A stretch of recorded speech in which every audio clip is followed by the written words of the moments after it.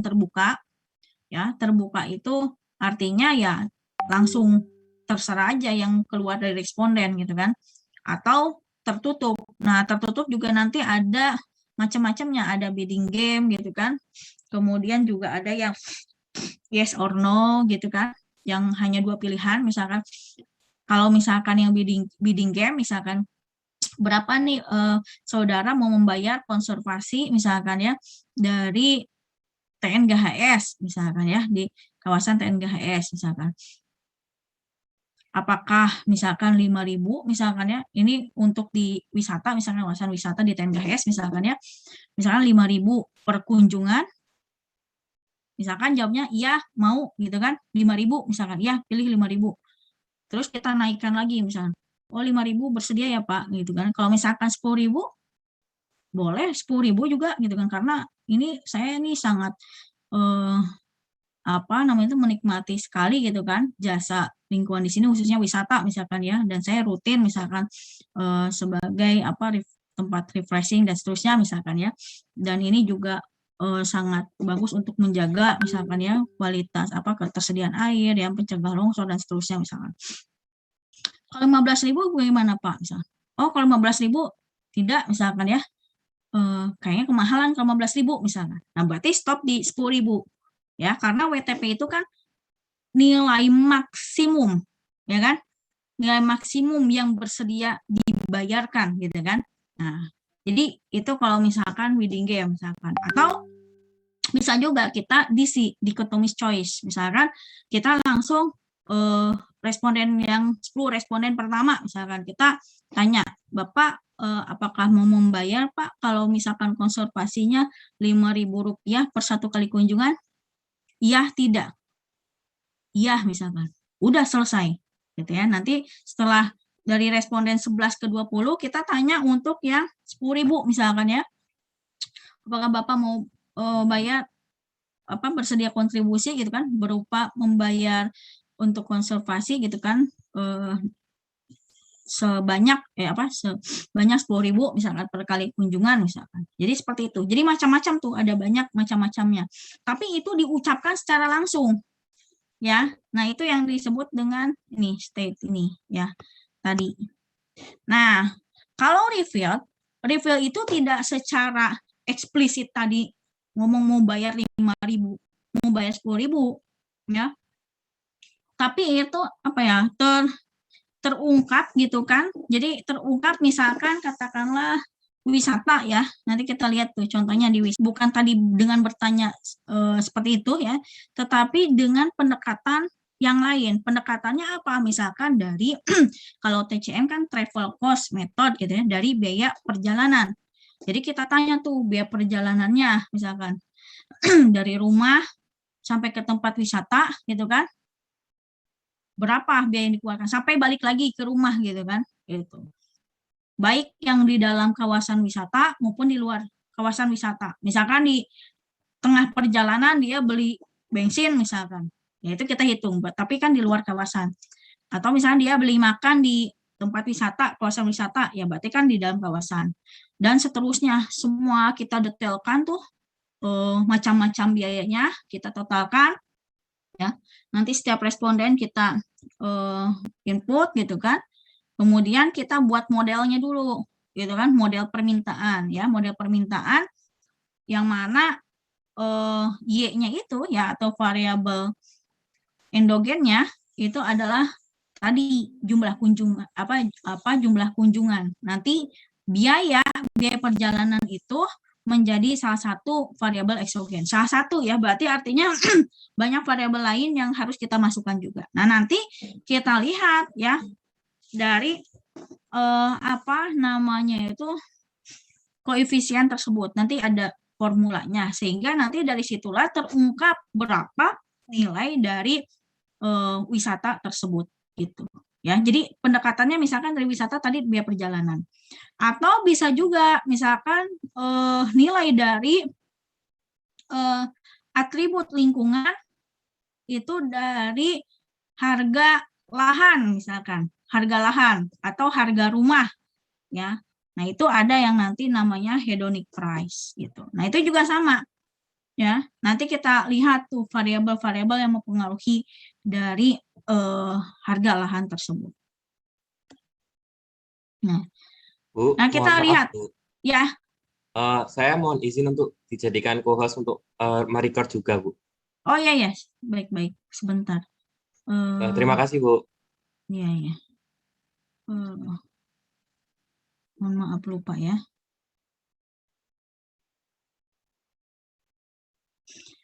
Oke, kita lanjut lagi ya ke berikutnya. Nanti kita lihat nih, apa sih bedanya yang direct dengan yang indirect ya di slide berikutnya. Nah, jadi ini berdasarkan Markandia. Jadi kalau misalkan kalian baca beberapa buku yang memang tentunya berbeda-beda ya, tetapi secara umum ya sama gitu ya. Cuman kalau ini kita coba lihat dari Markandia nih ya. Ini ada value of environmental goods and services ya. Jadi ada market price available dan no market price available. Jadi pada prinsipnya sama tadi yang sudah disampaikan ya. Kita lihat ada harga pasarnya atau enggak gitu kan. Kalau misalkan ada ya udah pakai real market price approach saja gitu ya. Nah, jadi ini ya. Jadi kita lihat ada market price available, apakah no market price available? Ada. Kalau ini ada harga pasarnya, kalau yang ini tidak ada harga pasarnya, ya. Nah, kalau misalkan ada harga pasarnya, kita lihat ini efficient price enggak? Artinya apakah dia harganya terdistorsi ataukah tidak? Kalau misalkan dia harganya udah ada subsidi atau pajak ya, itu kan berarti artinya sudah terdistorsi ya, gitu kan? Atau mungkin harganya itu barangnya misalkan apa namanya itu ada impor atau misalnya seperti apa gitu kan? Nah itu berarti artinya terdistorsi gitu ya. Nah kalau terdistorsi ini berarti artinya bukan harga sebenarnya dari suatu sumber daya ya. Kalau yang efficient price ya berarti itu sudah bisa kita langsung pakai. Tetapi kalau misalkan dia terdistorsi ya, tadi misalkan ya, kalau kita lihat misalkan seperti BBM ya, premium misalkan. Nah, itu kan jelas udah terdistorsi misalkan ya. Ya kita tidak bisa menggunakan harga pasar itu gitu kan. Berarti kita harus menggunakan ya harus menghitung shadow price-nya, harga bayangannya. Jadi harga bayangan ini kita harus mengeluarkan distorsi-distorsi tersebut gitu kan untuk memperoleh ya harga sebenarnya dari sumber daya gitu ya. Nah, ini shadow price juga sebetulnya ada bahasan tersendiri ya. Jadi memang apa namanya itu perhitungannya ada tersendiri gitu ya untuk shadow price. Tapi pada prinsipnya adalah tadi bagaimana kita mengeluarkan distorsi-distorsi tadi sehingga harga tersebut itu menggambarkan harga sebenarnya dari suatu sumber daya ya. Jadi kalau misalkan gampangnya katakanlah tadi ya harga BBM, harga premium misalkan 5.000 misalkan ya ini contoh saja ya. Kemudian tapi itu sebetulnya ada subsidi 1.000 misalkan per liternya gitu kan. Nah, berarti kan harga sebenarnya itu yaitu 6.000 karena kan itu yang sudah dikasih subsidi 1.000 gitu ya. Jadi harga sebenarnya dari premium itu adalah 6.000 gitu. Jadi gampangnya seperti itu. Nah, kemudian yang no market price available kalau tidak ada harganya ya, ini ada refill tadi ya. Kemudian ada no proxy available. Ini artinya ini yang tadi, yang state tadi. Ya. Makanya kalau misalkan baca berapa buku yang mungkin ada beberapa perbedaan istilah ya, tetapi maksudnya tadi ya, kalau refill itu yang terungkap artinya apa ya? Implisit gitu ya, gitu. Nah, kalau yang state itu ya diungkapkan secara langsung gitu ya. Kalau tadi ditanya ya berapa rupiah gitu kan, jadi langsung benar-benar angkanya. Nah, kalau misalnya refill itu, kalau ini kan eksplisit ya, secara eksplisit nih langsung disampaikan berapa, eksplisit ya, eksplisit. Nah, kalau ini implisit tadi ya, terungkap dari variabel tertentu. Kayak misalkan tadi contohnya yang biaya perjalanan misalkan ya, untuk mengungkapkan berapa sih nilai dari wisata alam misalkan seperti itu. Nah, kemudian ini yang refill, ini kita pecah lagi, ada direct, ada indirect ya. Nah, direct itu kita lihat nih cukup banyak ya. Ada replacement cost ya. Ini replacement cost itu artinya biaya untuk apa namanya itu replacement. Replacement itu apa tuh?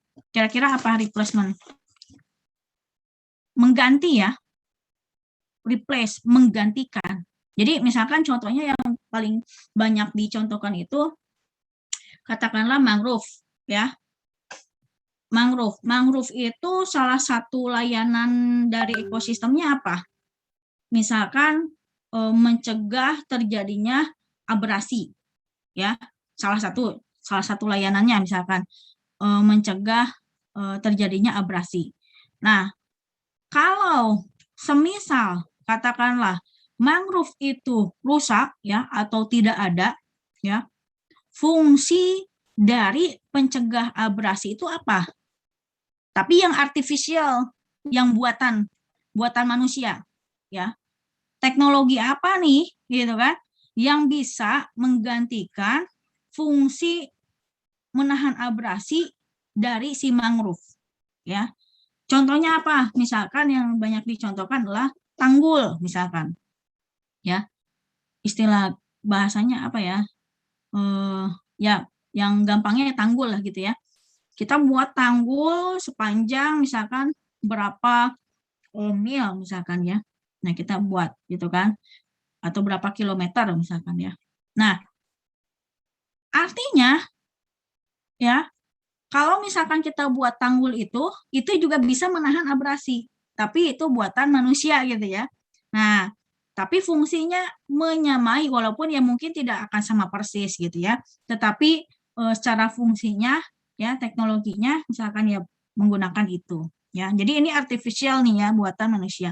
Nah, berarti pendekatannya adalah nilai ya, nilai dari layanan mangrove ya sebagai penahan abrasi itu kita bisa dekati dari biaya replacement tadi ya, biaya pengganti tadi. Ya, berarti biaya membuat tanggul tersebut ya. Nah, biaya membuat tanggulnya berapa? Nah, itu kita detailkan tuh bahannya ya. Mungkin kalau tanggul apa saja tuh misalkan ya. Ya semen mungkin ya. Kemudian apa namanya itu pasir ya. Kemudian apa namanya itu bata mungkin ya. Kemudian juga tenaga kerjanya juga ya. Kita hitung semua ya. Dan seterusnya.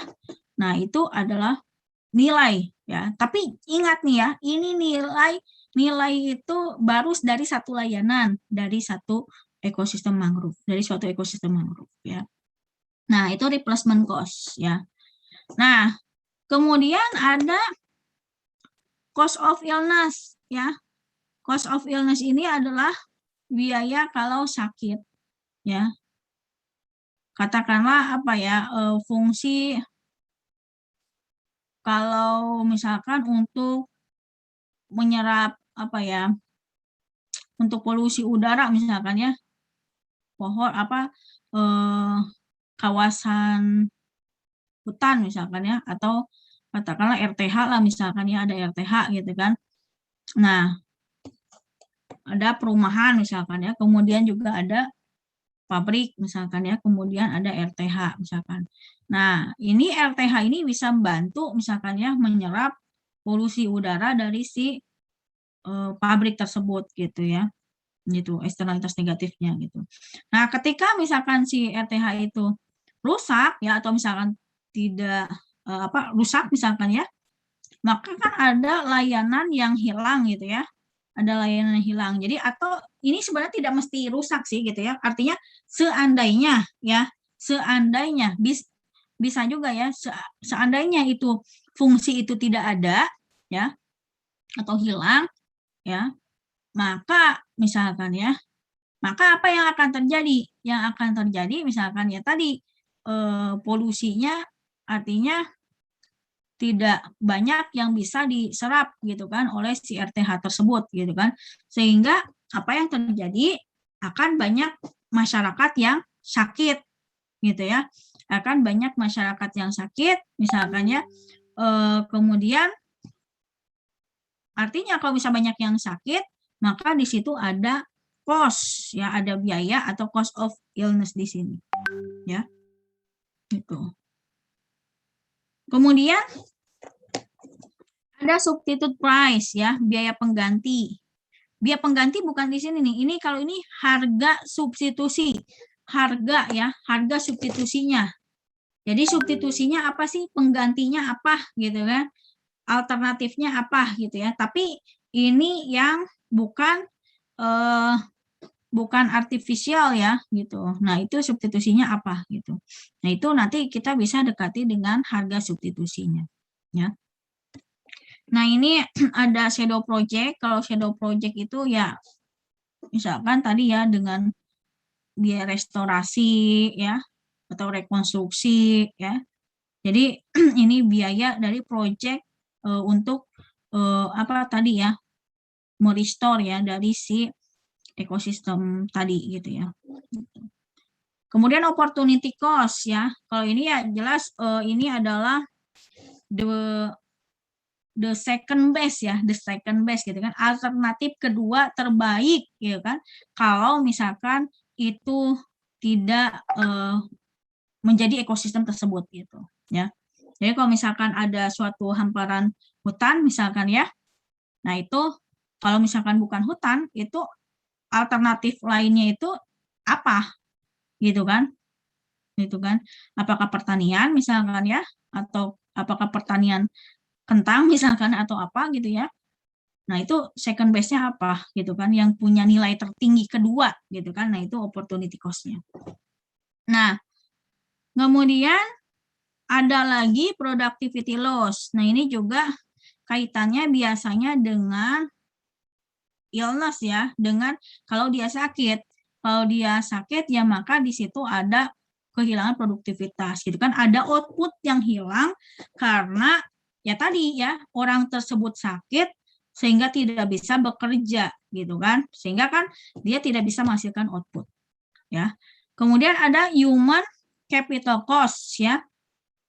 Human capital cost ini lebih ke arah loss of earnings gitu ya, loss of earnings gitu ya. Jadi kalau misalkan ini juga sama sih biasanya kaitannya dengan yang sakit. Jadi kalau misalkan sakit itu bukan hanya biaya berobat ya, tetapi juga tadi ya ada kehilangan pendapatan kalau misalkan dia tidak masuk bekerja ya. Nah, itu juga nanti kalian kalau misalkan ngitung, nah itu harus hati-hati tuh. Jangan sampai misalkan kalau misalkan dia jualan misalkan ya, omset per harinya berapa sih? Misalkan omsetnya sehari misalkan 500.000 ya. Nah, itu kan kotor tuh ya. Kotor. Karena kan ada modal di situ kan, gitu kan. Maka kalian harus hitung gitu kan. Berapa modalnya gitu kan, atau biayanya gitu kan. Kalau di ekonomi kan TC-nya gitu kan. Nah, maka yang dihitung itu adalah bersihnya. Misalkan yang bersihnya misalkan ya hanya atau biayanya misalkan modalnya 400.000, berarti bersihnya 100.000. Nah, berarti loss of earnings-nya itu ya 100.000 gitu. Nah, tapi kalau misalkan bukan jualan, katakanlah dia pekerja, ya, pekerja. Nah, itu kalian harus tanya implikasinya kalau misalnya dia tidak bekerja apa. Katakanlah kalau misalkan PNS misalnya, itu kan kalau tidak masuk kerja misalkan, itu kan gaji tetap gitu ya.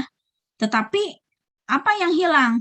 Misalkan uang makan. Nah, uang makan berapa? Misalkan 35.000. Nah, berapa sakitnya? 3 hari, berarti 3 kali 35.000 misalkan. Jadi jangan misalkan kebanyakan suka, misal sebulan berapa Bu? Misalkan sebulannya misalkan pendapatannya 4 juta misalkan ya. Sakit berapa hari? Misalkan 5 hari, langsung dibagi saja gitu kan. Nah, itu harus hati-hati. ya harus hati-hati detail gitu ya. Jadi jangan asal misalkan gaji berapa sebulan, oh satu harinya sekian misalkan ya, jumlah hari kerjanya dalam satu bulan berapa, langsung bagi. Tidak seperti itu gitu ya. Tapi tanya dulu dia kerjanya apa ya, karakteristiknya seperti apa. Nah itu jadi benar-benar yang dihitung itu adalah loss of earnings-nya gitu ya. Nah kemudian ada respon cost ya.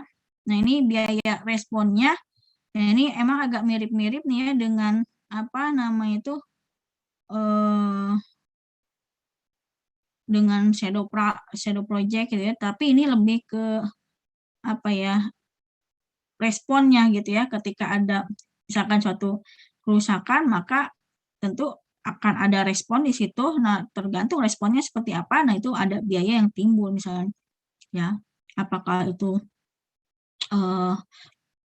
apa namanya itu memperbaiki jalan yang rusak, misalkan kalau misalkan ada longsor misalkan ya, atau ya tergantung nanti seperti apa responnya gitu ya.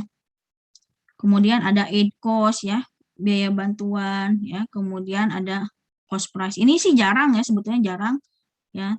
Tapi pada prinsipnya adalah kita perlu menginventarisir ya, terutama kalau misalkan nanti kalian menghitung kerusakan ya. Tapi kalau misalkan untuk penilaian, ini potensi tadi yang saya katakan, ini pendekatan. Jadi belum tentu terjadi kerusakan gitu ya. Tidak mesti harus ada kerusakan dulu baru kita hitung gitu ya.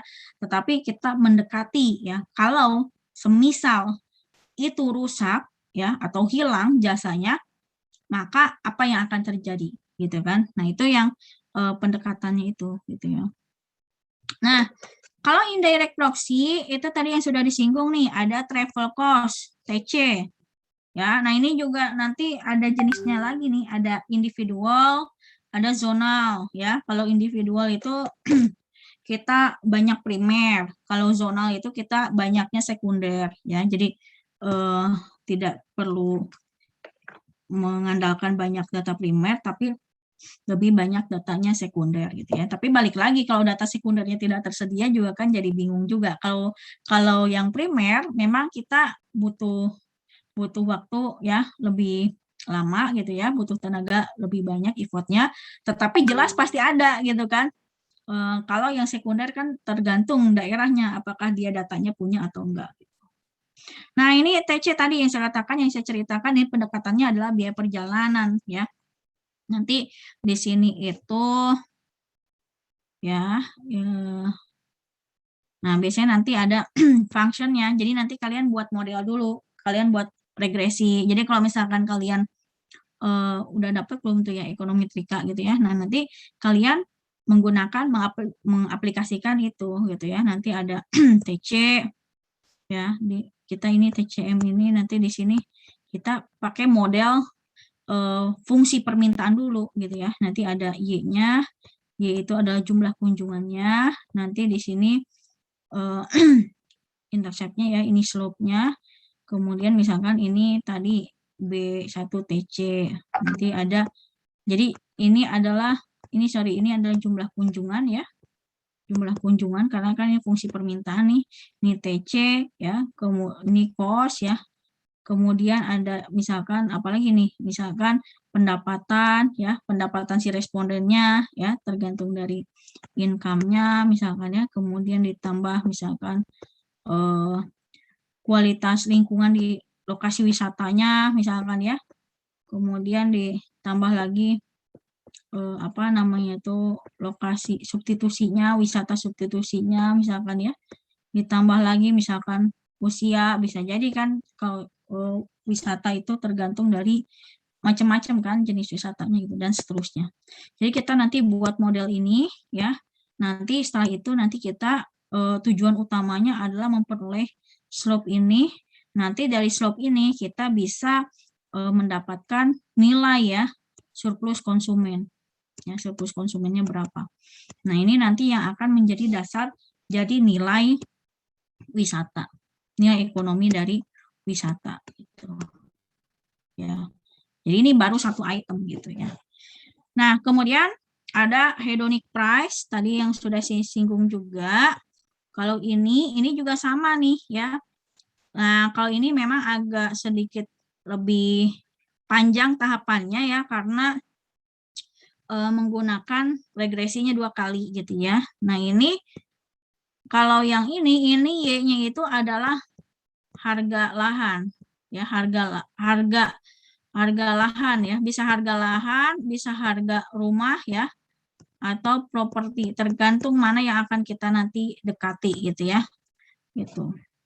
Nanti Y misalkan ya sama dengan apa sih yang mempunyai harga lahan atau rumah dan properti ya. Nanti konteksnya adalah kita mencari atribut lingkungan yang akan kita nilai gitu ya.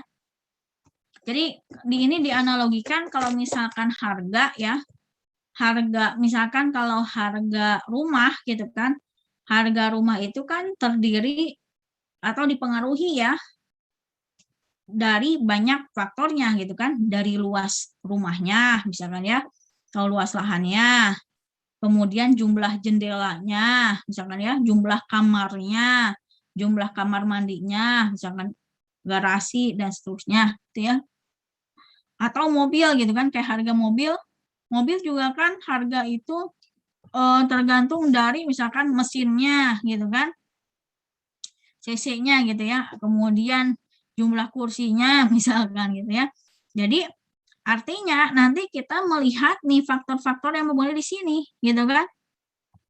Misalkan katakanlah kalau lahan yang misalkan jarak ke pasar misalkan ya, kemudian luasnya misalkan ya, kemudian tergantung misalkan jarak, kalau misalnya ke TPST, misalnya kita ingin melihat nih pengaruh dari kualitas air masyarakat yang di sana nih, misalnya yang dekat dengan TPA, misalnya tempat pembuangan akhir sampah, misalnya kita ingin melihat nih, gitu kan, nah berapa nih pengaruh dari si atribut lingkungan tersebut. Nah berarti nanti kita mencari nih, ya variabel-variabel ini. Tapi memang ini tidak langsung seperti ini. Kalau TCM kan langsung nih ya seperti ini.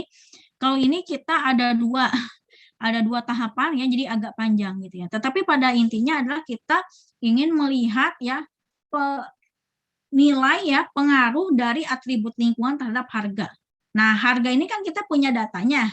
Nah, jadi kita ingin melihat nih nilai dari si atribut lingkungan itu dengan pendekatan tadi melihat dari si hubungan antara harga lahan atau harga properti dengan atribut lingkungan. Gitu ya. Jadi kita mendekati dari ini gitu kan. Jadi kita ingin melihat nilai dari atribut lingkungan atau SDAL di sini gitu kan dengan pendekatan harga properti. Nah, kemudian ada perbedaan upah ya. Kemudian residual value ya, nilai sisa ya, kemudian ada implicit value ya. Ini sih agak jarang ya gitu ya, tapi ya bisa juga nanti digunakan ya kalau misalkan sesuai. Nah, kemudian untuk yang no proxy available ya atau state yang tadi dinyatakan langsung, ini ada CV dan AM. Nah, ini sebetulnya jarang disampaikan ya. Jadi ini mungkin di level yang udah advance ya, di S1 juga tidak diajarkan ini ya. Nah, ini yang paling banyak itu adalah yang CV ya, contingent valuation. Tadi yang saya sampaikan, tadi yang saya contohkan ya, basisnya tadi WTP atau WTA ya. WTP atau WTA. Nah, ini banyak nih modelnya ya, ada CVM ya, ada di CVM itu ada yang CVM-nya yang non parametrik, ada yang parametrik ya. Kalau non parametrik itu artinya kita hanya mencari nilai tengah aja ya, atau rata-ratanya gitu ya dari si WTP gitu ya. Jadi kita lihat berapa responden, nanti kita lihat nilai tengahnya saja. Nah, kalau di sisi VM ya ini kemudian ada parametrik. Contohnya di CVM misalkan. Nah, ini kalau ini pakai model juga. Jadi kita tetap diolah lagi pakai model gitu ya. Nah, kemudian juga ada CCM ya, contingent choice modeling. Nah, kalau ini kalau ada beberapa alternatif. Jadi kita menilai sekaligus dari berbagai macam layanan gitu. Kalau tadi kan satu-satu. Nah, kalau ini bisa sekaligus gitu. Nah, ini banyak nih ya jenisnya ya, dan ini juga akan kalian peroleh tapi nanti mungkin di PSDA 2. Nah, kita lihat, ini ketutup ya.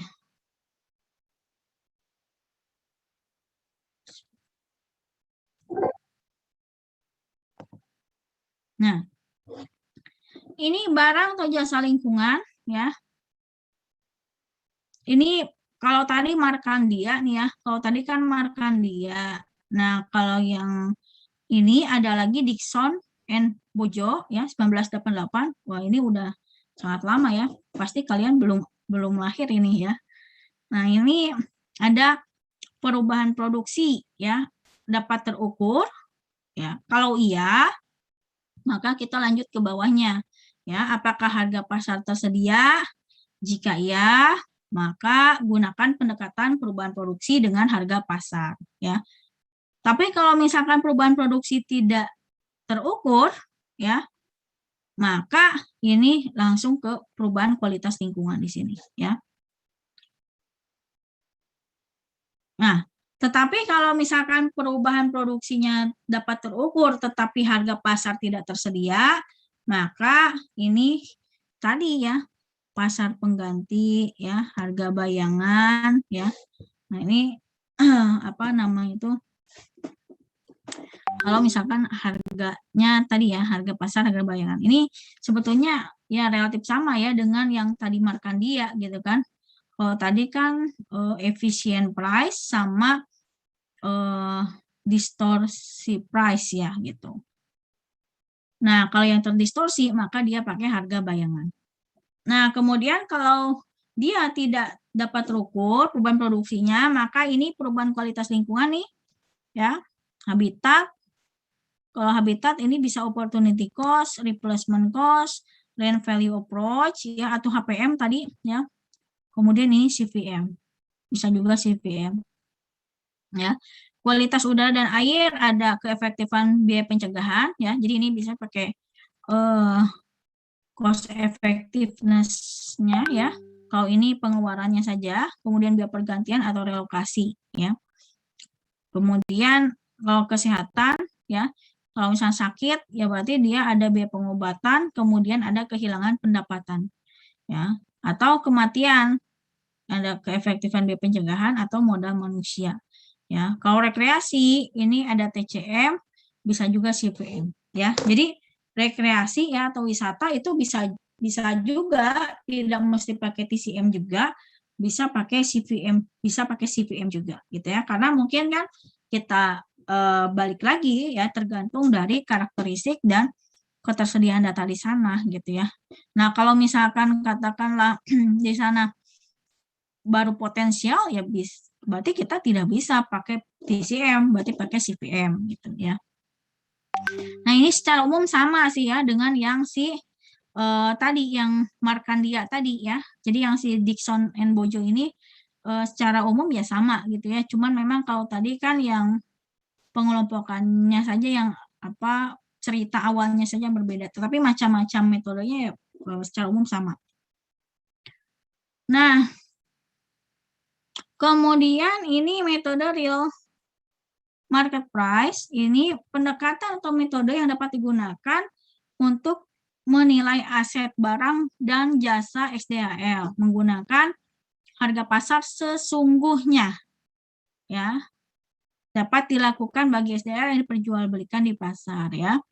Konsep umumnya adalah revenue ya, tapi di sini artinya lebih ke yang bersihnya gitu ya, atau istilahnya pendapatan ya kalau di apa nama itu, atau profit gitu ya, atau kalau di sumber daya kan istilahnya rent sebetulnya ya kalau di sumber daya alam lingkungan. Nah, jadi di sini nih, jadi kalau pakai real market price ya, nilainya adalah quantity ya dikalikan price-nya dikurangi dengan cost of extraction-nya ya. Jadi kalau misalkan di ekonomi yang secara umum ya, makanya kan kalau rent itu kan analogi dengan profit ya. Nah, kalau diumumkan ini adalah total revenue ya dikurangi dengan total cost ya. Nah, nanti dalam perhitungannya, nah itu juga bukan kalau misalkan nanya ke responden itu berapa Bu biayanya, gitu ya, atau apalagi langsung menanyakan berapa keuntungannya. Tidak bisa seperti itu. Jadi kalau misalkan bertanya, maka kalian harus merinci, ya, merinci betul, gitu kan. Kalau misalkan ya kuantitinya, misalkan dari setiap sumber daya alam, misalkan katakanlah di mangrove misalkan ya, ada ikan. Ikan kan ada jenisnya tuh, harganya kan beda-beda.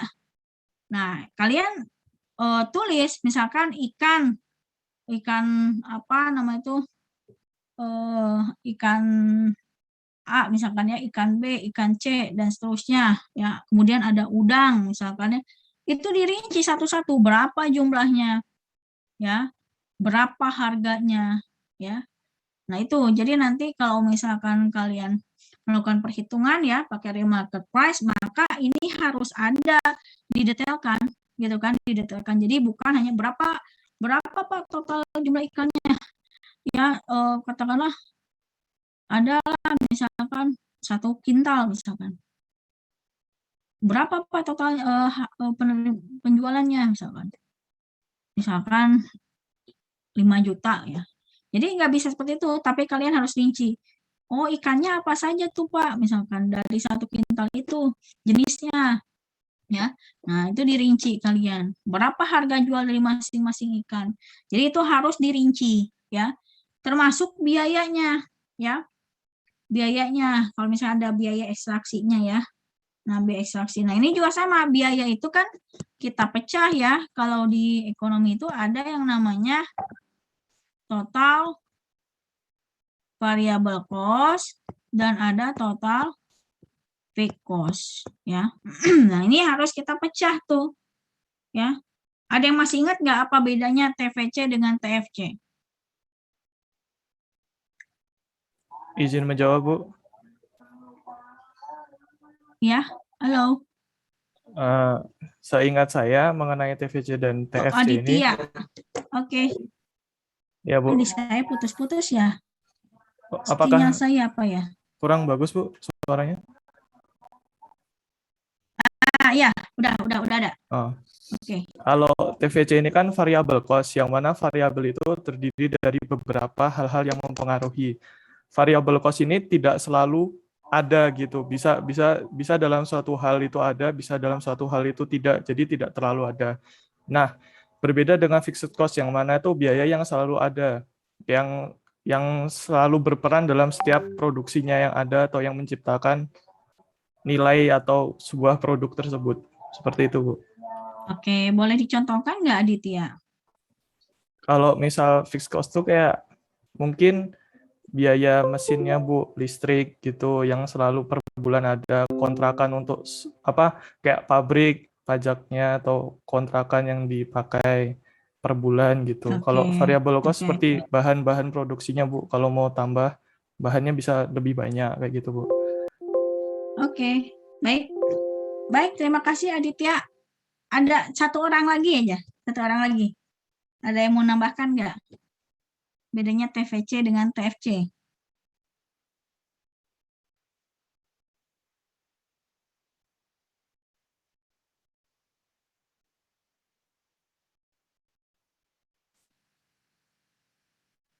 Itu siapa tuh? Coba Rifandi. Nggak nambahin sih Bu. Kalau saya menurut saya itu yang kalau variable cost itu TVC variable cost itu biaya yang bisa berubah sama aja kayak yang dibilang Aditya tadi, biaya yang bisa berubah tergantung dengan produksinya seperti bahan baku dan lain-lain.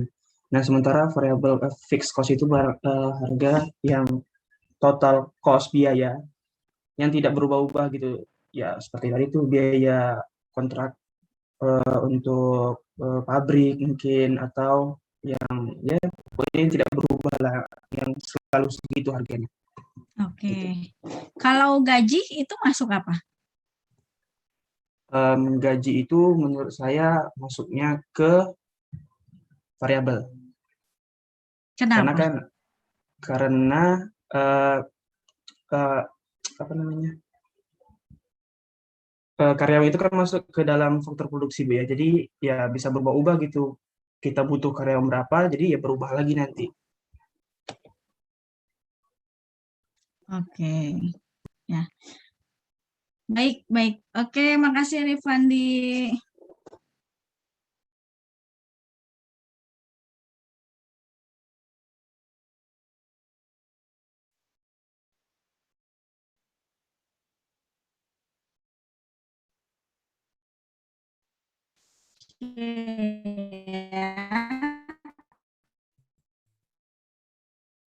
Sudah diganti ya sama Adi. Jumlahnya ya tergantung jumlah yang dihasilkan ya, makanya bisa berubah-ubah ya. Kalau misalnya produksinya mau banyak, ya maka biayanya juga makin banyak gitu ya. Kalau mau produksi misalkan 10 apa nama itu, kalau misalkan yang gampang ya, misalkan katakanlah kalau mau produksi 10.000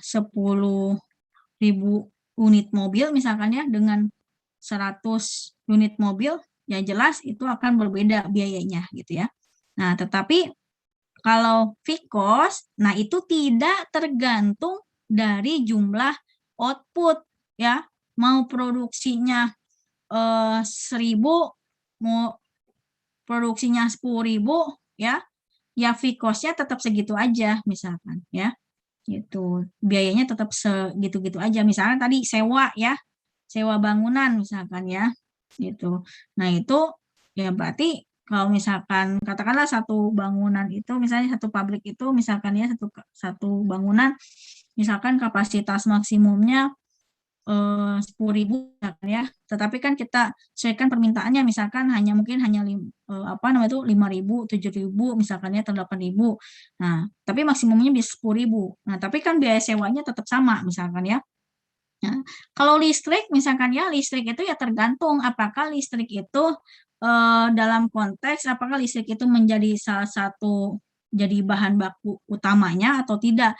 Kalau misalnya terkait dengan produksi ya, semakin banyak produksi, biaya listriknya juga makin mahal, ya berarti itu masuknya variabel. Tapi kalau misalkan listriknya hanya untuk kantornya mungkin ya, nah itu ya masuknya fixed cost ya, termasuk dari penyusutan ya, penyusutan alat-alat. Nah, ini yang jangan sampai lupa ya. Biasanya yang suka kelupaan itu di fixed cost itu adalah penyusutan ya, atau depresiasi ya. Nah, itu perlu diperhitungkan. Kenapa? Karena kita kan menghitungnya satu titik waktu ya. Kecuali kalau kita ngitungnya intertemporal ya, kayak misalnya cash flow itu kan kita masukkan investasinya gitu kan, ya investasi. Nah, kalau di sini kan nilai investasinya kalau kita masukkan itu kan menjadi menjadi overestimate kan, overestimate nantinya untuk biayanya. Sehingga yang kita masukkan adalah depresiasi ya. Karena kalau nggak dimasukkan juga kan kita tetap perlu alat, perlu mesin, tetapi kan itu juga tidak habis pakai ya. Mesin katakanlah tidak setahun sekali kita ganti gitu kan, mungkin ada yang 5 tahun sekali, ada yang 10 tahun sekali gitu ya. Nah, itu juga kan ada nilainya gitu kan, sehingga kita perlu perhitungkan. Tetapi kalau kita masukkan nilai belinya, itu juga kan menjadi overestimate tadi ya, terlalu tinggi biayanya gitu kan, tidak tepat, sehingga kita perlu menghitung depresiasinya. Nah, ini yang jangan lupa nih, depresiasi ini harus masuk ke dalam bagian dari total fixed cost ya. Nah, kemudian ini metode reveal preference direct proxy nih ya. Dua karakteristik utama, yang pertama itu adalah pendekatan berbasis biaya ya, cost based approach. Jadi real ini tadi ya, cost based approach berdasarkan estimasi biaya yang timbul sebagai akibat perubahan dalam penyediaan barang dan jasa lingkungan ya. Kemudian pendekatan berbasis produksi atau produktivitas, production function approach ya, berdasarkan perubahan lingkungan dengan mengamati hubungan fisik ya, dose response relationship yang ada antara perubahan lingkungan dan reseptor ya. Nah, teknik cost based method ini replacement cost ya, tadi yang contohnya tanggul itu ya, yang sudah saya contohkan tanggul sebagai pengganti ya fungsi atau layanan dari mangrove ya, salah satu layanan ya, karena layanannya kan banyak. Kalau damage cost avoided itu adalah tadi ya, seandainya ya si mangrove itu rusak ya, maka misalkan ya fungsi abrasi hilang ya, sehingga kalau misalnya terjadi abrasi maka akan terjadi banyak kerusakan karena mungkin di sana ada suatu pemukiman yang mungkin bisa nyampe ke sana gitu kan, sehingga banyak yang rusak di situ. Nah, biaya-biaya kerusakan itu ya yang fisik gitu kan, nah itu dinamakan dengan damage cost avoided ya, itu ya. Atau tadi misalkan kalau seandainya misalkan tadi ya hutan misalkannya dia sebagai fungsinya sebagai apa, mencegah banjir atau longsor, misal mencegah longsor ya. Kemudian seandainya fungsi pencegah longsor dari hutan itu hilang, maka yang terjadi ya apa yang terjadi? Longsor, kemudian banyak rumah rusak, jalan-jalan rusak, jembatan rusak gitu kan. Nah, itu kan ada biaya untuk memperbaiki rumah, biaya memperbaiki jalan, biaya memperbaiki jembatan. Nah, itu adalah pendekatan dari damage cost avoided. Ya, itu. Nah, kemudian ada preventive expenditure. Kalau ini mencegah, ya, mencegah atau mitigasi ya sifatnya tuh. Sifatnya mitigasi. Ini ada istilah lain sih, preventif itu apa ya? Ada istilah lainnya ya, tapi ini intinya adalah kita mencegah agar tidak terjadi. Ya, misalkan katakanlah kalian mungkin pernah melihat ada lahan miring ya. Lahan yang kemiringannya cukup curam gitu ya. Itu tapi ditanami tanah pertanian itu dibuat terasering gitu ya. Terasering. Nah, itu adalah salah satu pengeluaran ya preventif ya agar tidak terjadi tadi longsor gitu ya. Jadi kalau ini contohnya tadi ya terasering ya. Kalau ini adalah contohnya tadi ya kerusakan apa rumah ya, biaya kerusakan rumah ya, berarti biaya perbaikan rumah, kemudian jalan ya, jembatan ya, dan seterusnya gitu ya. Nah, kalau ini kan contohnya adalah tanggul ya yang tadi. Nah, atau human capital approach ya tadi ya, ketika terjadi longsor ya, kemudian ada atau kemudian banjir ya, ketika kalau misalnya ketika longsor atau banjir maka dia harus ya memperbaiki rumahnya ya, maka dia menjadi hilang waktunya untuk bekerja ya. Ketika dia tidak bekerja maka dia kehilangan pendapatan ya yang biasanya dia peroleh ya, karena dia rumahnya rusak atapnya rusak, maka dia harus memperbaiki rumah, maka dia tidak bisa bekerja, maka dia tidak bisa berdagang, katakanlah misalkan dia biasanya berdagang ya, dia omsetnya biasanya sehari misalkan 100.000 ya, maka dia kehilangan uangnya ya tadi ya 100.000 gitu ya. Jadi ini ya loss of earnings gitu. Atau kemudian misalkan karena tadi mungkin ada yang jadi sakit ya, terkena longsor atau mungkin banjir ya dan seterusnya. Nah, ini sakit sehingga ada biaya berobat ya. Biaya berobat tadi yang saya katakan bukan hanya membeli obat, tetapi dari rumah ke puskesmas ya, ongkosnya berapa tuh ke puskesmas? Bolak-balik dari rumah ke puskesmas, balik lagi ke rumah, katakanlah 20.000. Terus bayar puskesmasnya misalkan 5.000 ya, karena dia tidak ada BPJS misalnya 5.000 misalkan ya. Kemudian obatnya 20.000. Berarti 20.000 tambah 20.000 tambah 5.000, 45.000. Gitu contohnya. Jadi bukan hanya sekadar beli obatnya, ya, tetapi biaya pengobatan gitu ya. Ya, jadi ya namanya kan ekonomi itu kita hitung semua gitu kan, semua diperhitungkan gitu ya. Oke. Nah, ya, aset barang dan jasa SDAL yang tidak dipasarkan mempengaruhi preferensi individu yang diungkapkan, ya, melalui barang atau jasa lain yang dipasarkan, ya. Teknik utama dalam review indirect proxy methods itu travel cost method dan hedonic price method. Ini ya yang tadi sudah saya jelaskan. Ini penjelasan detailnya ya, menggunakan proxy biaya transportasi ya atau biaya perjalanan, terutama untuk menilai lingkungan pada objek-objek wisata. Nah, ini udah banyak nih ya studi pakai TCM ini ya, nanti kalian bisa search. Tapi nanti sih ini fokusnya bukan ke sini ya. Kita masih yang sifatnya direct, yang indirect nanti. Asumsi TCM, ini biaya perjalanan dan waktu yang dikorbankan para wisatawan untuk menuju objek wisata dianggap sebagai nilai lingkungan yang dibayar oleh para wisatawan. Ya. Kemudian hedonic price method, ini dikenal juga sebagai pendekatan nilai properti, ya, atau property value method, ya. Penilaian lingkungan berdasarkan perbedaan harga lahan atau harga rumah. Tadi ya, harga properti. Ya. Kemudian dengan asumsi bahwa perbedaan ini disebabkan oleh perbedaan kualitas lingkungan. Tadi ya, atribut lingkungan. Ya. Makanya kita mendekati dari sisi itu, gitu. Nah, kita masuk nih ke state preference method. Ya.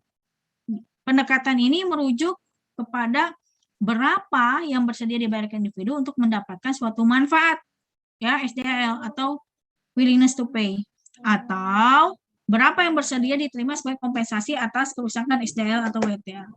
Ya, jadi bisa pendekatan WTP, bisa pendekatan WTA. Tapi biasanya memang kalau di sosial, ya, kita banyaknya ini nih WTP, ya. Karena kalau WTA ya kecenderungannya kan kita ingin memperoleh nilai yang sebesar-besarnya, walaupun dalam pertanyaannya kita desain misalkan nilai minimum gitu kan, nilai minimum, tapi ada kecenderungan nilainya itu dibesar-besarkan gitu kan. Nah, tapi kalau WTP ya WTP juga sama sih, ada kecenderungan kecil gitu kan, tetapi biasanya lebih banyak digunakan adalah WTP. Nah, teknik yang paling banyak digunakan adalah CVM, ya. Nah, ini digunakan untuk mengestimasi nilai ekonomi SDAL yang memiliki nilai pasar ataupun tidak memiliki pasar. Misal jasa keindahan. Jadi emang kelebihan CVM, makanya kalau misalkan kalian lihat ini banyak sekali nih yang pakai CVM dengan berbagai macam jenisnya. Ini kalau dirinci yang tadi saya singgung, banyak nih jenisnya CVM ini gitu kan. Mulai dari DC ya, ada mungkin yang parametriknya, non parametriknya ya, non parametriknya kan ada ada KMT ya, kemudian ada berbagai macam lainnya gitu ya. Nah, kemudian ada metode secondary atau benefit transfer ya. Jadi tadi ya, ada kalau berarti tadi ada real market price ya. Real market price itu tadi ya pakai harga pasar saja langsung. Tapi kalau terdistorsi ya berarti pakai harga bayangan ya. Kemudian ada refill ya. Kemudian ada state atau non proxy tadi ya, non proxy tadi atau state. Kemudian ada yang namanya benefit transfer. Gitu ya. Tadi kan kita udah real market price, kemudian refill itu kan direct dan indirect ya, kemudian state. Nah, sekarang ada benefit transfer ya.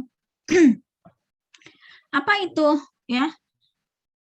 Yaitu digunakan metode benefit transfer ini digunakan untuk menduga nilai ekonomi SDAL dengan cara meminjam ya hasil studi ya, meminjam atau mentransfer ya hasil studi atau penelitian di tempat lain yang mempunyai karakteristik dan tipologinya sama atau hampir sama.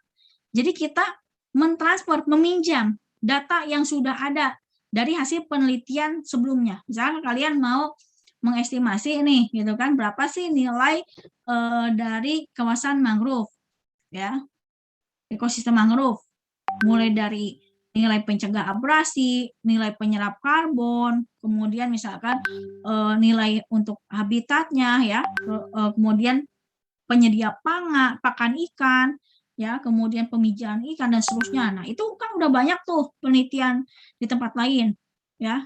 Nah, ternyata misalnya di tempat kalian itu karakteristiknya hampir sama nih, udah ada di penelitian sebelumnya. Nah, kalian bisa meminjam, mentransfer. Kita lihat nih misalnya dari penelitian sebelumnya, oh penyerapan karbon untuk mangrove, kan itu ada jenis spesies khususnya ya, pohonnya apa, saya lupa namanya apa. Nah, itu misalkan penyerapan karbonnya sekian, sekian, persekian. Berarti misalkan dengan kawasan, misalkan per hektarnya, penyerapan karbonnya, misalkan berapa ton. Nah, berarti nanti tinggal konversi nih. Di sini ada berapa hektar di tempat kalian? Di tempat kalian misalkan ada 15 hektar. Ya, 15 hektar. Misalkan penyerapan karbonnya misalkan per hektarnya 100, ya. Berarti 100 kali 15 gitu. Nah, itu transfer, ya. Kemudian nilai yang lain. Tapi tentu di sini ya karakteristik dan tipologinya sama, hampir sama. Jadi jangan mentransfer misalkan dari hutan tropis dengan hutan subtropis. Misalkan kalau oh ada nih penelitiannya tentang hutan juga nilai ekonomi ya, tapi misal dari jurnal internasional misalkan, ternyata hutannya bukan hutan tropis, ya itu kan berarti terlalu jauh misalkan ya. Nah itu tidak bisa juga seperti itu. Jadi harus dilihat dulu karakteristiknya. Apalagi kalau misalkan katakanlah pakai CVM ya, dengan pendekatan WTP, willingness to pay, misalnya untuk konservasi penyu misalkan ya. Misalkan katakanlah kalian yang pakai hasil studinya yang ada di Amerika misalkan. Ya itu kan karakteristik masyarakatnya, kesejahteraannya cukup jauh ya sama di kita gitu kan. Nah, karena kan tadi kesediaan membayar kan salah satu faktornya juga dari income juga kan. Kalau pendapatan makin tinggi, ya pasti kita kesediaan konservasinya juga akan makin besar karena kan kemampuannya juga makin besar. Kalau di masyarakatnya yang mungkin ya pendidikan pendapatannya juga tidak terlalu tinggi misalkan ya, nah mungkin tidak terlalu tepat ya. Misalkan kita cari kalau Malaysia ya mungkin masih bisa ya. Oh di Malaysia sudah ada nih misalkan ya, atau misalkan tentang apa yang mungkin masih jarang misalkan. Jadi perhatikan nih karakteristik dan tipologinya harus hampir sama. Ya kalau sama persis memang agak susah gitu ya, tapi minimal hampir sama. Jangan terlalu jauh ya. Nah, tapi ini nanti secara teknisnya juga kan nanti akan kalian dapatkan juga ya nanti. Itu tidak serta-merta langsung ya, nanti ada adjustment yang harus kita lakukan, kemudian kita ukur juga tingkat errornya seperti apa. Kalau misalkan di bawah 25% masih bisa kita pakai, tapi kalau misalkan errornya terlalu besar, nah itu juga kita tidak bisa pakai nilai tersebut gitu ya, karena kan terlalu jauh gitu. Nah metode ini digunakan ya, kenapa? Karena ada kalanya terdapat banyak kendala dalam perhitungan nilai ekonomi sumber daya alam secara langsung, ya, kendala keuangan, ya. Jadi kalau misalkan kita mau menilai secara utuh, ya tentunya kan pasti butuh biaya yang cukup banyak, misalkannya waktu juga kan, misalkan satu nilai saja kan, misalkan dari satu value, misalkan ya. Itu respondennya berapa gitu kan. Mungkin yang lain kan nanti misalkan untuk ikan misalkan nelayan yang diwawancara misalkan ya, terus yang lain masyarakat. Nah itu udah belum nanti stakeholder dan seterusnya. Nah, itu kan butuh waktu ya, kumpulan data atau kendala lainnya. ya. Atau misalkan kita kadang ada juga misalkan kalau ada kepentingan misalkan di institusi, misalkan kita butuh yang namanya perhitungan cepat, ya, tapi ya perhitungannya ya karena diburu-buru untuk dari sisi waktu misalkan. Nah, kita bisa pakai benefit transfer gitu. Nah, tapi ini istilahnya benefit transfer itu adalah the last choice gitu ya, pilihan terakhir. Kalau sudah mentok gitu ya, kalau ada kendala-kendala ini gitu. Karena kenapa? Karena ya biasnya tentunya akan menjadi lebih besar. Kalau yang teknik yang tadi kan itu jelas, tahapannya jelas. Kita mencari sendiri datanya gitu kan, kita wawancara sendiri dan seterusnya. Kalau ini kan kita benar-benar sekunder gitu kan, kita mensitasi ya dari penelitian terdahulu, kemudian kita lakukan adjustment. Nah, ini perlu dilakukan penyesuaian-penyesuaian tadi ya yang saya sampaikan. Ini penting, ini menjadi penting, bukan berarti langsung pindahkan angkanya sama persis, tidak. Kita perhitungkan inflasinya, ya. Kita perhitungkan elastisitasnya, ya. Jadi ada penyesuaian-penyesuaian. Dikarenakan kebanyakan kajian dilakukan di negara maju, ya. Walaupun mungkin sekarang udah relatif banyak juga ya, mungkin beberapa yang memang belum gitu kan. Kemudian penyesuaian yang perlu dilakukan diantaranya pendapatan per orang, hak milik, ya, harga tanah, institusi, budaya, iklim, SDA dan lain-lain, ya.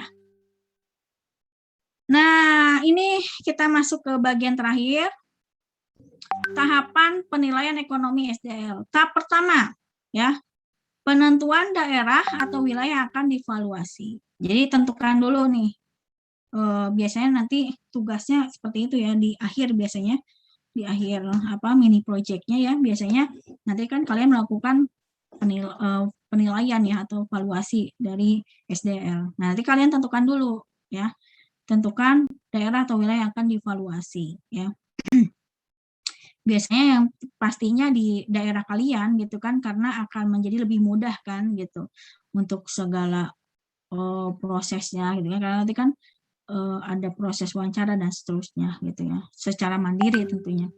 Nah itu tentukan tuh ya yang akan dievaluasinya untuk mengetahui cakupan wilayah yang dapat dinilai potensi sumber daya alamnya, pola pemanfaatannya, ya kondisi sosial-ekonomi terkait dengan pemanfaatan dan identifikasi narasumber yang akan menjadi instrumen penilaian. Jadi ini tentukan dulu nih yang ini gitu ya. Kalau misalnya di kalian ada mangrove ya bisa aja mangrove. Atau misalkan ada hutan ya atau taman nasional atau mau misalkan yang lain ya disesuaikan apa potensinya gitu ya. Nah kemudian yang kedua penentuan tujuan ya untuk mengetahui tujuan atau sasaran penilaian apakah untuk menghitung nilai ekonomi total. Kalau ini yang secara idealnya ya TFW ya, kemudian menghitung biaya ganti rugi, neraca sumber daya alam, AMDAL, dan lain-lain, ya. Jika tujuan evaluasi untuk menghitung TFW dilanjutkan dengan tahapan berikutnya, ya. Nah, tahap ketiga, identifikasi permasalahan, ya.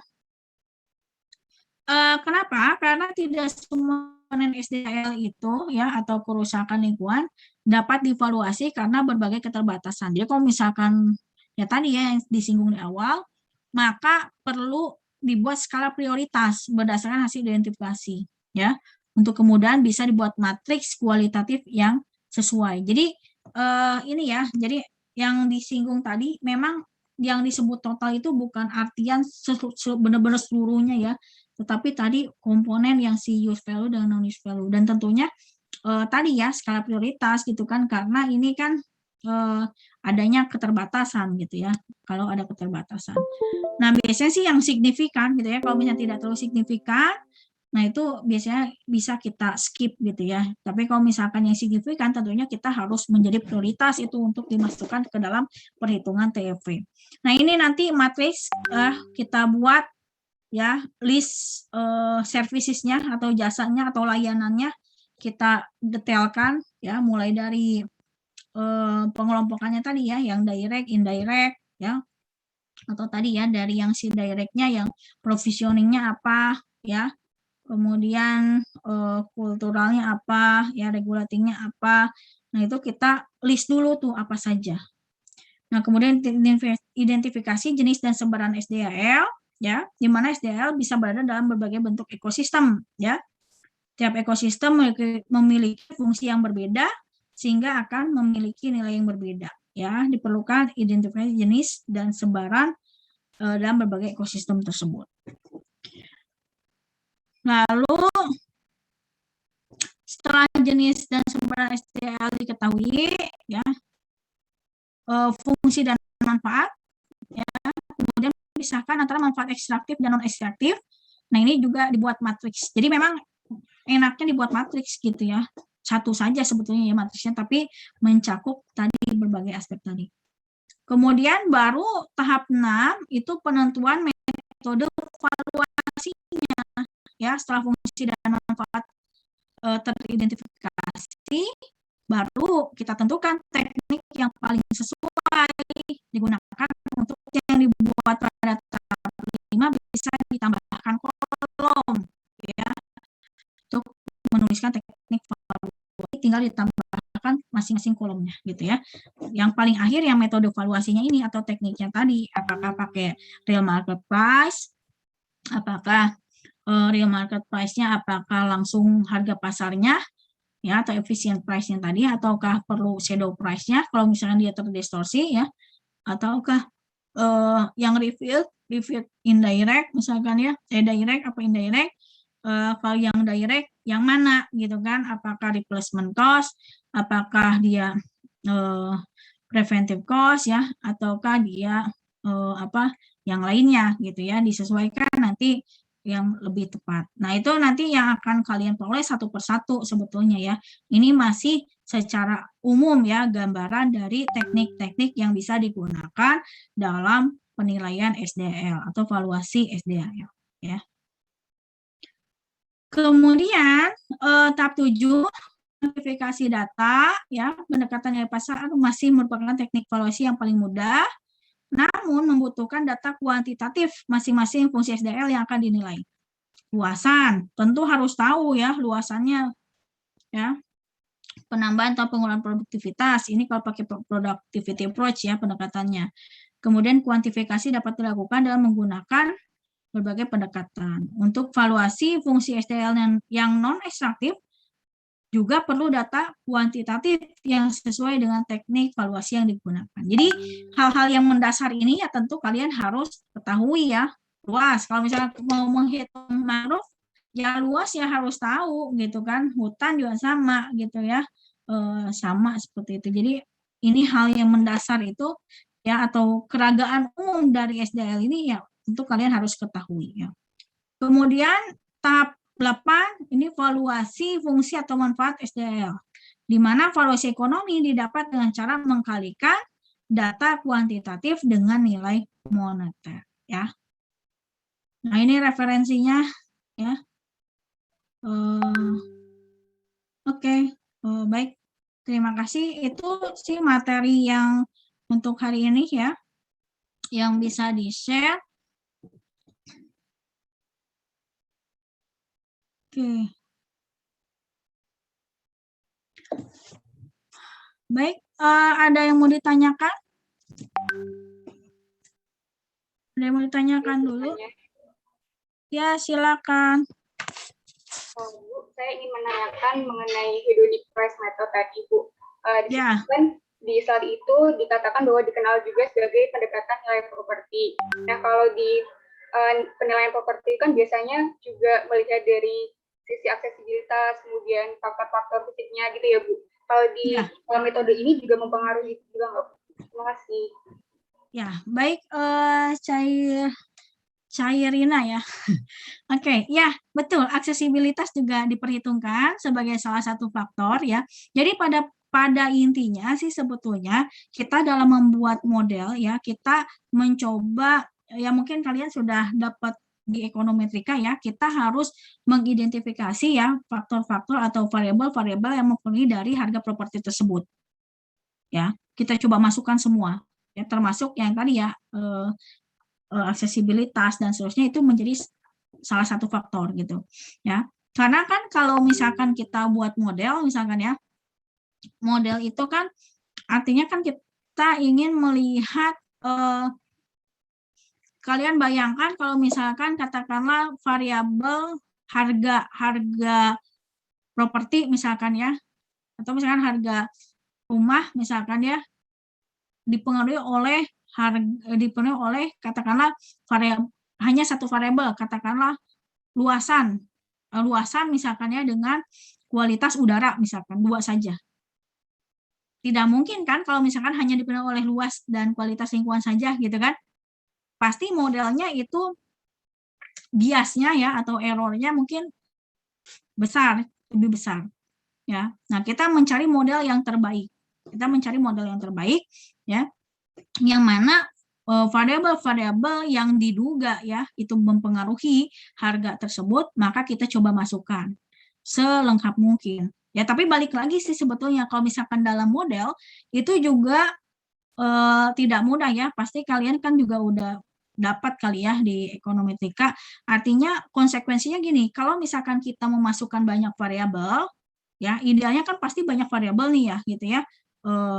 Bisa yang sifatnya internal maupun eksternal gitu ya. Nah, itu kan faktor banyak. Konsekuensinya apa? Ketika faktornya banyak, maka atau variabelnya banyak, maka sampel dari responden itu juga harus makin banyak, ya kan? Karena kalau misalkan katakan respondennya cuma 100, misalkan ya, kemudian katakanlah variabelnya ada 15, nah itu biasanya modelnya jadi jelek, ya, modelnya tidak bagus. Nah, kalau model tidak bagus artinya apa? Tidak menggambarkan kenyataan yang ada, jauh gitu kan, jauh menggambarkan keadaan yang dari yang sebenarnya gitu. Nah, balik lagi sih gitu ya, yang namanya biasanya pakai ruang lingkup gitu ya, mau sejauh mana kita melihatnya. Yang jelas variabel yang harus masuk konteksnya di sini adalah tadi atribut lingkungan, karena itu kan yang akan kita nilai gitu ya. Nah, itu wajib kita masuk dan faktor-faktor lainnya yang mempengaruhi gitu ya. Nanti kan akan terlihat tuh mana yang signifikan gitu ya. Nah, tapi tadi kalau misalkan kita bicara idealnya ya sebanyak mungkin, tetapi implikasinya adalah kita harus banyak responden juga. Nah, cuman kan kita nggak mungkin, biasanya kalau mahasiswa itu biasanya mentoknya di 100 gitu ya, di 100 responden, atau mungkin hanya 150 gitu ya, kalau di atas itu biasanya mereka kan dikejar waktu juga gitu ya. Nah, sehingga mungkin ada, kita lihat mana nih yang kira-kira signifikan. Nah, gimana caranya? Kita lihat penelitian-penelitian terdahulu, selain teori ya, dari konsep teoritis tentunya ya, kita dasarnya kan pasti dari teori, kira-kira mempengaruhi harga itu apa sih gitu kan, dari harga properti. Nah, itu kita masukkan. Kemudian kita lihat di penelitian-penelitian terdahulu di jurnal-jurnal, itu yang biasanya signifikan berpengaruh nyata itu apa saja. Nah, kita bisa prioritas masukkan yang itu. Tapi tentu nanti disesuaikan dengan karakteristik di daerah yang kita teliti gitu. Dan tentunya yang menjadi wajib adalah atribut lingkungan atau SDL yang akan kita nilai itu wajib masuk gitu. Itu kira-kira Cik Irina. Baik Bu, paham Bu. Terima kasih. Oke. Baik, masih ada yang ditanyakan? Kalau tidak ada, saya ingin coba mendengar dari kalian apa yang bisa kalian simpulkan dari pertemuan hari ini. Ada yang mau menyampaikan?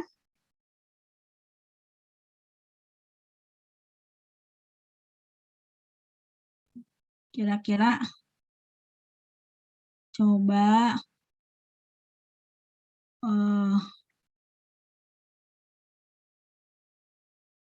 ini kenapa nih berubah sendiri? Coba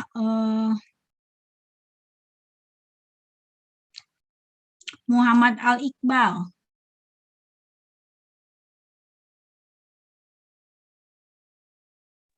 Ya, Bu. Kemana ya orangnya? Muhammad. Oh ya, oke. Oke. Gimana Muhammad? Panggilannya siapa nih? Iqbal. Iqbal, oke Iqbal. Coba Iqbal. Jadi apa yang bisa Iqbal simpulkan dari pertemuan hari ini?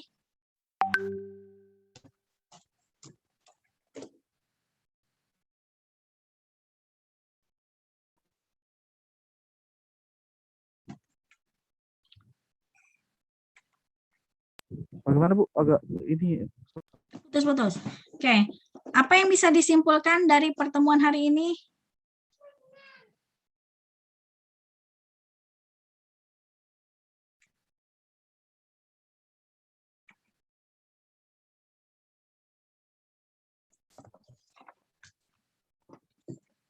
Apa suara saya terdengar jelas?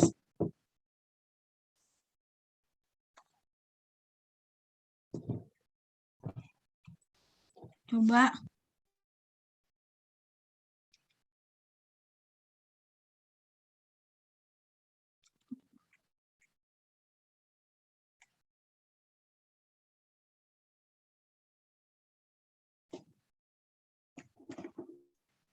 Halo Iqbal. Atau yang lain? Ayo. Ya. Gimana Iqbal? suara Ibu sama saya kurang jelas.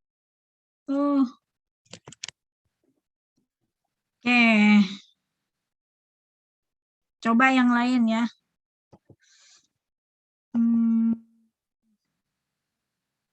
Coba Afan.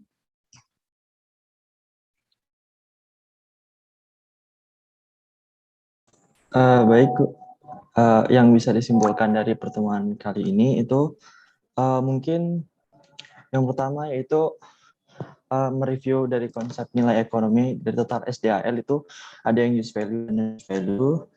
Kemudian terkait dengan penilaian ekonomi SDAL sendiri itu ada beberapa pendekatan.